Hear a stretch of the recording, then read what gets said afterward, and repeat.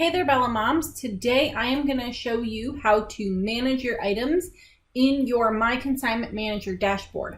And for today's video, we are going to focus on deleting items. So this is where you want to remove an item that is in your inventory, but you didn't actually end up dropping it off. So you couldn't fit it in your car, it was missing pieces, you noticed a stain at the last minute. For whatever reason, this item did not make it physically into the sale, and you want to clear it up out of your inventory so you don't accidentally come looking for it on Sunday thinking you need to pick it up.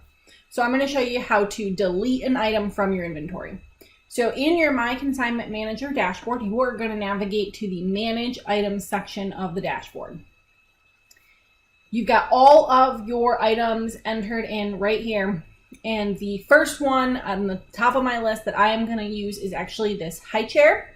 And I want to delete that because when it came time to load up my car, I just couldn't fit it in the car. And I didn't want to be bothered with trying to figure out how to collapse the darn thing. So this one I'm going to put back in a later sale when I have access to a bigger vehicle. For now, I want to remove it from my inventory. So I am going to select the little box on the left-hand side of that item. And I'm going to go right up here to delete. I only have one high chair to delete, so the number of items you want to delete is 1. Now, you can, if you don't want to do that, say I wanted to delete these 3 items.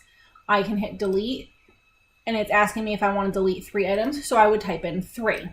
I want to keep these 2 toys because those have been delivered and dropped off and they're ready to get sold. So just the high chair, I am deleting 1 item, and then you confirm delete, and you can see that that high chair disappeared from my inventory. So that is how quick and easy it is to delete your items from your inventory. Happy shopping and happy selling. We'll see you at the next sale.